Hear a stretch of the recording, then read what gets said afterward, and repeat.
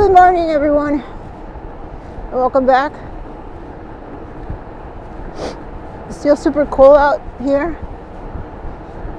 so I want to be brief because I want to cover my face because the cold wind is just too much right now for me. So guess what? I managed to fix my mid drive.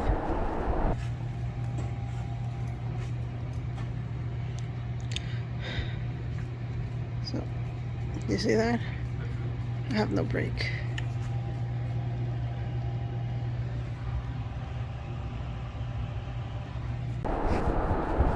I did it myself.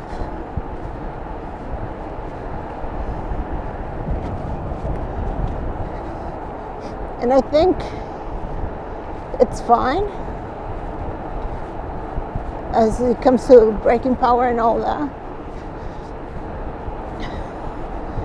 Although part of me wishes that I could have just saved me the trouble and send this to my local bike shop, but I don't know.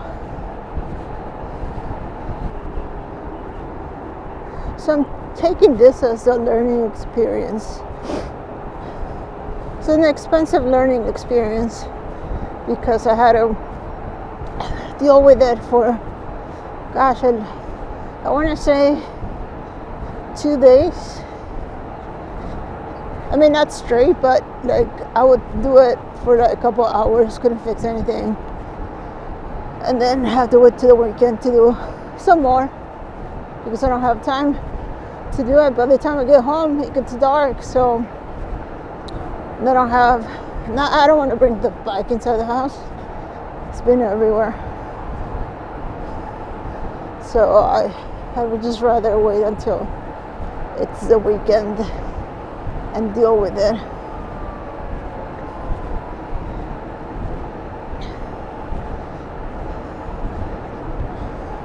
So how do I fix my bike?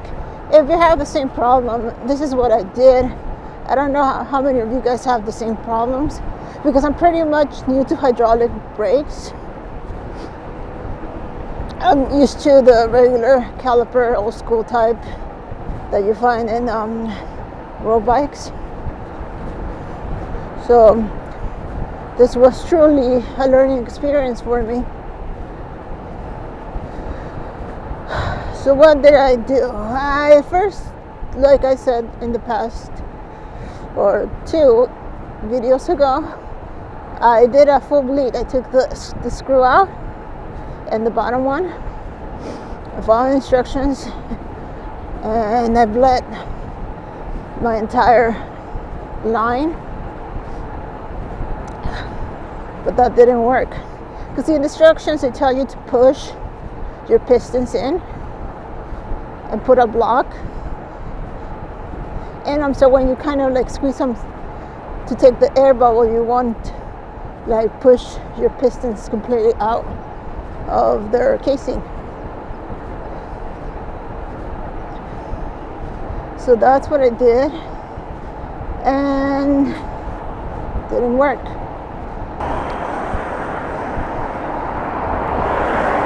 So the instructions say to do the bleed, take all the bubbles out, put back the brake caliper, and it should work. Unfortunately, mine didn't work. What happened is that, well, 2 things happened, and then you should be aware of this because I didn't think it was such a big deal. So I didn't have new pads at the time. I think I only bought for the front, but I didn't buy for the back, which was what I needed.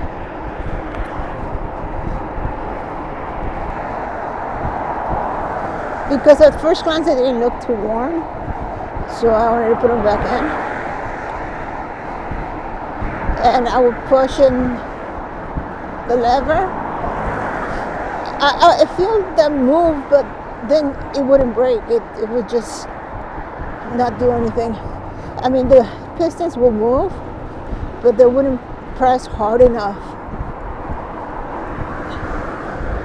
to to have the pads like do a stop or something. They wouldn't compress them to the point that they will grab the rotor, the brake rotor, and I wouldn't be able to brake.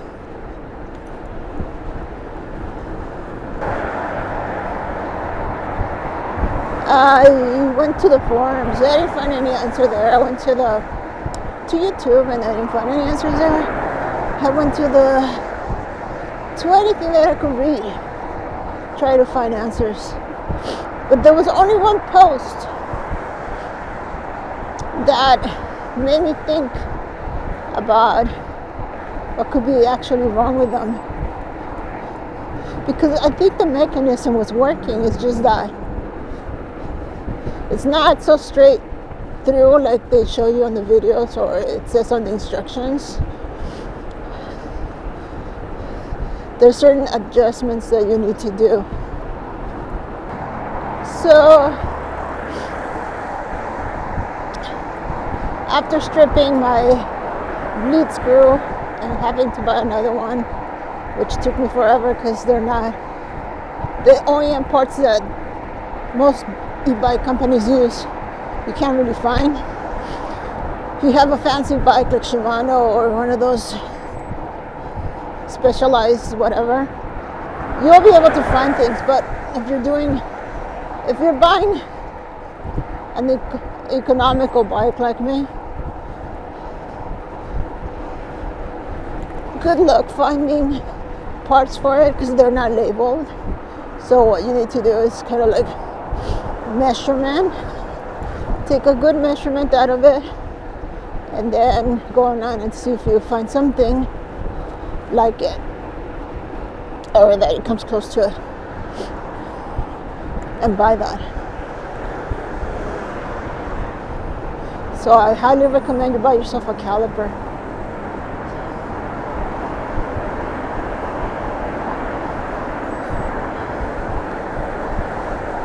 Calipers are essential when you don't have number parts and stuff like that with OEM stuff.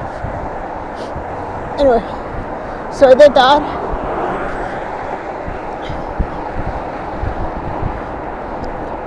So the first thing that I did wrong was trying to use my old pads. I know, but all of you would say that that's a common sense thing. But it's really not, because my brake pads were not that worn, at least at first glance they weren't. Yeah, once I took them out and compared them with the new ones that I bought, I was shocked. It was shocking. It was shocking that I was still braking days before it would numb on me, it would limp on me, that I would still be able to brake going at 26 emergency stops and stuff.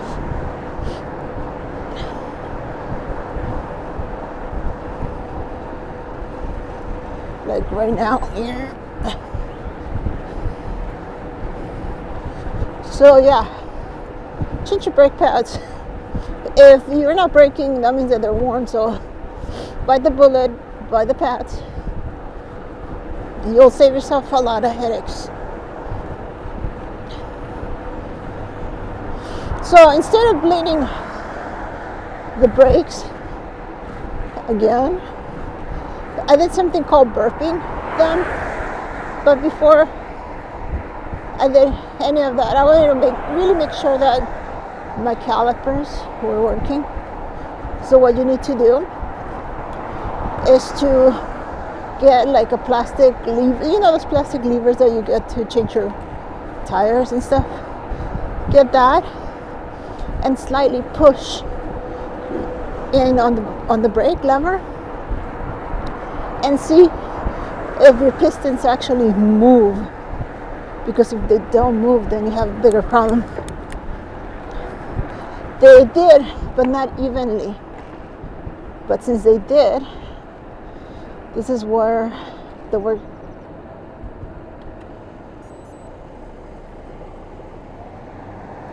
starts.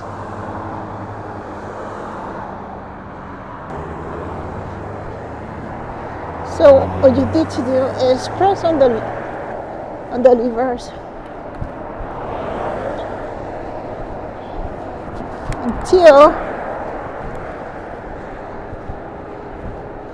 you have the pistons more or less equal coming out. It'll take some time, so what you do is, if they're really stuck there, you push and press hard on the ones that are actually coming out, so the pressure will push the other ones out. And then you push them back in and try it again. And then as you're doing that, with a tiny little bit of a brake fluid, put some brake fluid on the rim of the piston as it's coming out, so it will facilitate movement. So I did that for almost an hour until all four came more or less about the same time.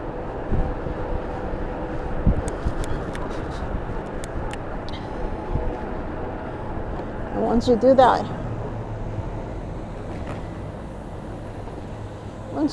you start the burping process. Ooh.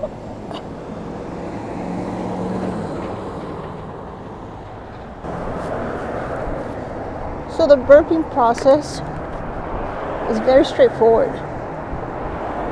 Instead of doing a full bleed, you just take the lever, screw out, and attach your little cone, your little container, without taking the screw from the bottom of the brake. And what you do is, before you do that, so to burp your brakes correctly, what you need to do is install your new pads to your brakes once you make sure that all the pistons work. Make sure you clean out all of the mineral oil, because if you dirty your new pads, they won't work properly.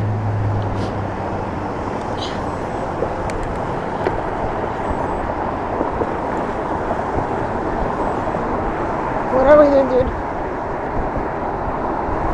Turning. Signaling would have been nice. So you clean out everything before you put on your brake pads.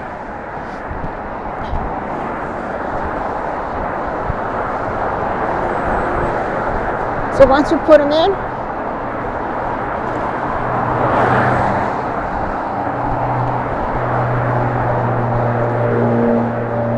well, before you put them in, actually, remember to push your pistons all the way in. So before you put them in, make sure your pistons are slightly out, not too much, but just slightly. Just put them in, and then put them back in your rear tire if you took it out, and so on. Then when that is done, you don't adjust your brakes just yet, because you still have to burp them. So once you do that,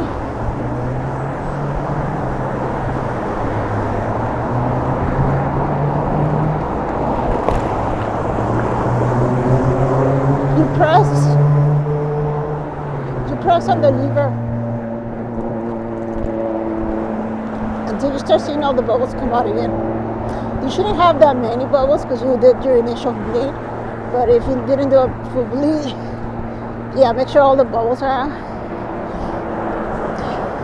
And you don't start noticing that your lever starts getting firm again.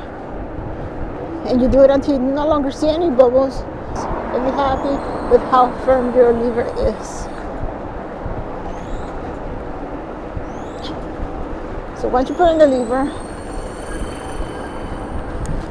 and you're happy, you take out all the bleeding stuff off from your bike, you clean up everything. And then this is where you adjust your brake to your bike.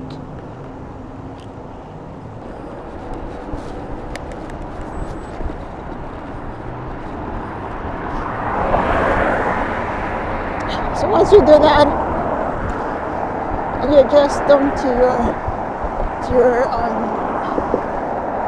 your liking. Then you take it out for a spin and make sure you bed your brakes. So that means that you have to go and brake slightly for maybe like 15 to 19 times to make sure that you don't have any squeaking sounds later on.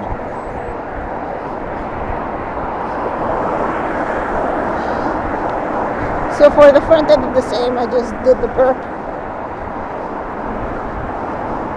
and it worked. I'm able to use my bike again like before without any issues of braking problems.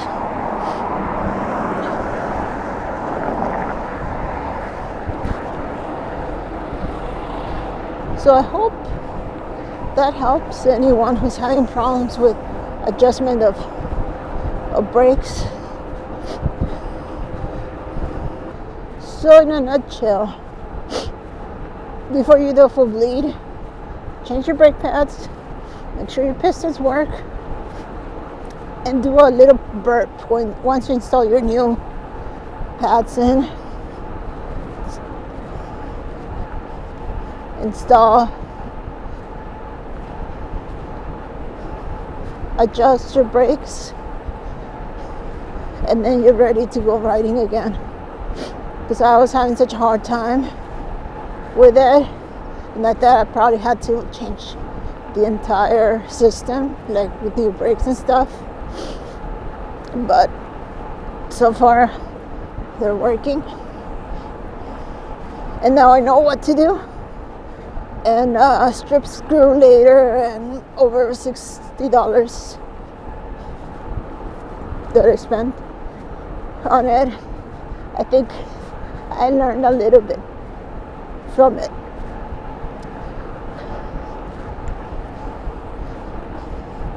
So I'll be posting more about the C3 Strum. I know most of you guys like those videos more, but I had a problem with it, and I won't talk about it until it's resolved. I'll give you a little hint, but that's all I'm going to give you. We're still working out with the company in fixing this issue. So I'll let you guys know what happens when it happens, and I'll keep you posted. And until then, as always, ride safely.